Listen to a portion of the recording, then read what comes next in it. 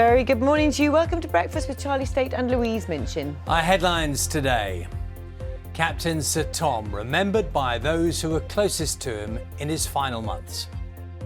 He wouldn't have wanted us to feel sorrow. He just wouldn't. And look, I'm my father's daughter at the end of the day, and he always said, when you're gone, you're gone. And he has gone, and we had our lovely goodbyes. I don't feel cheated. None of us feel cheated. In their first interview since his death, his daughter and grandchildren talked to this programme about protecting Sir Tom from online abuse, his pride in his fundraising and his legacy in the years to come. Hospital leaders warn the Prime Minister not to ease lockdown in England until services are less stretched. They say it may take another 6 weeks. Good morning. What is the future of hard cash? With more people using contactless payments, there are calls on the government to protect access to coins and notes for the most vulnerable. Good morning. Back to their best in Budapest. A much-needed win for Liverpool in the Champions League gives an elated Jurgen Klopp the advantage after a difficult few weeks for the club. After thousands respond to the case of the mountain rescue volunteer badly injured helping 2 people who broke lockdown, we look at the courageous work of the teams. Good morning. Today we've got a band of rain moving west to east. It will clear most, but it will linger in southern areas. Behind it, sunshine and showers, and it's going to be another mild day, but a windy one. I'll have all the details later in the programme.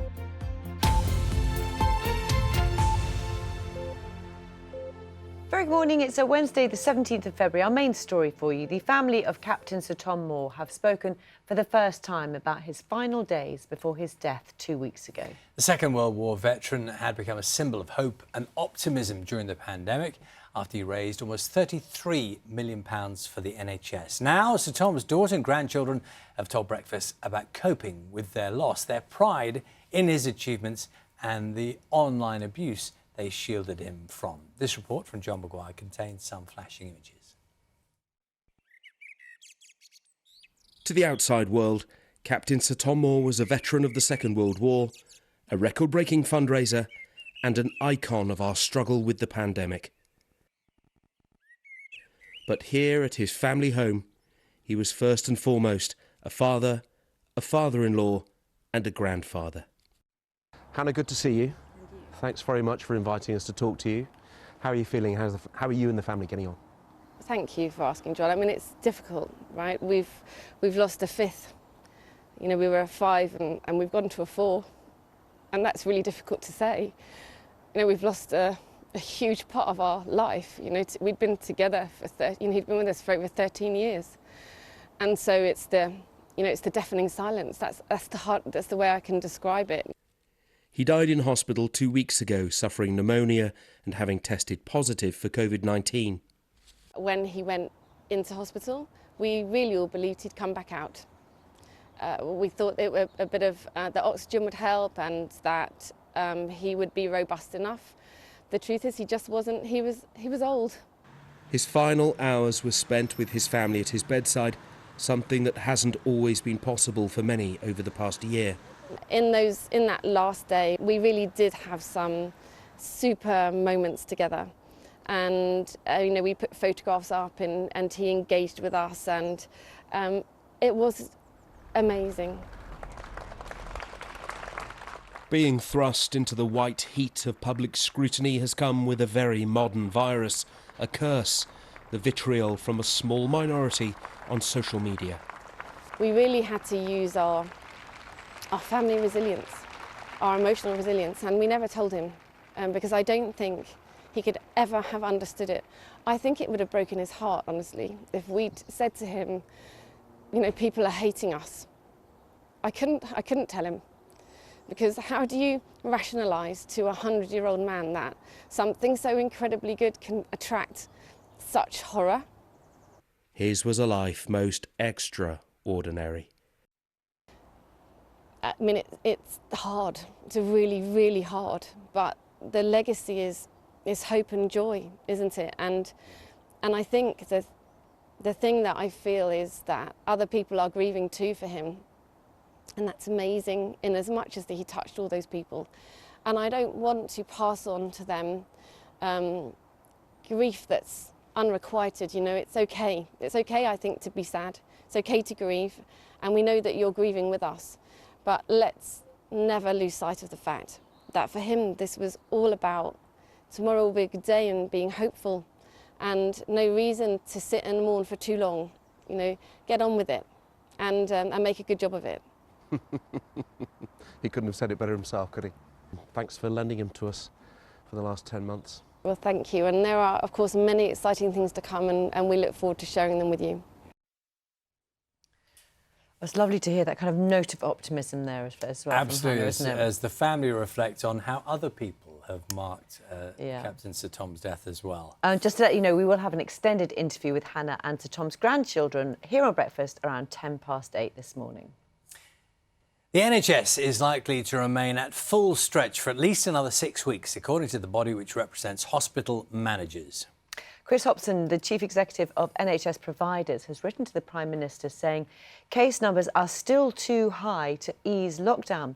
It comes as research from the think tank Reform suggests waiting lists for non-urgent treatment in England could hit 10 million by April, as our health editor Hugh Pym reports.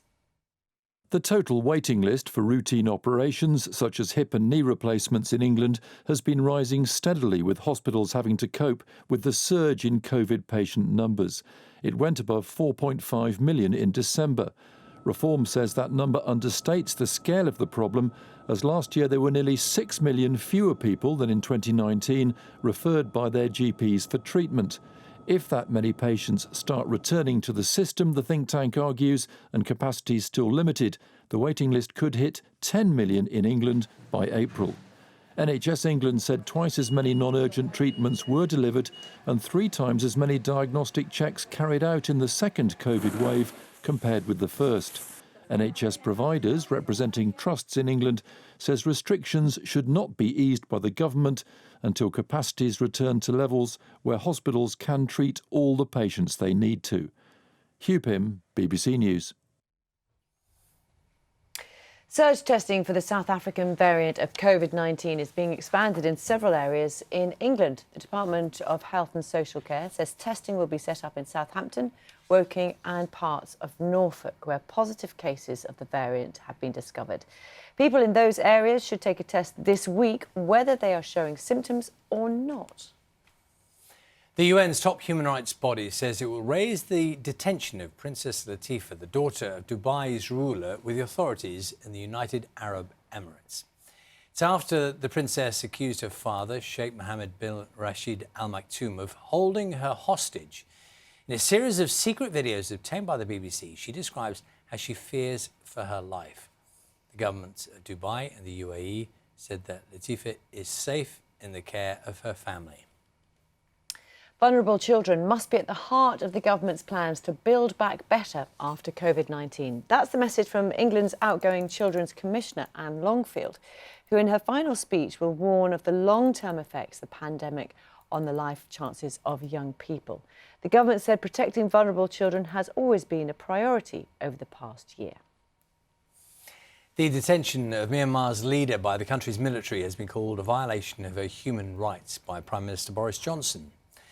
The lawyer for Aung San Suu Kyi told reporters the ousted leader had received further charges from the police yesterday. Protests against the coup are continuing across the country despite attempts by the military to suppress them.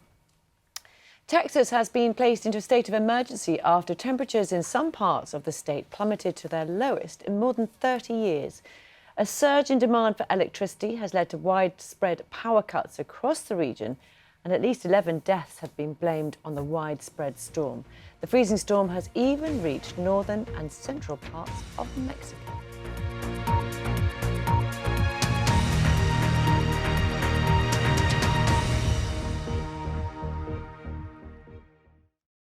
See the headlines as they happen and watch BBC News live in the app and get the full story with bbc.co.uk/news. Follow the story for all the latest with BBC News.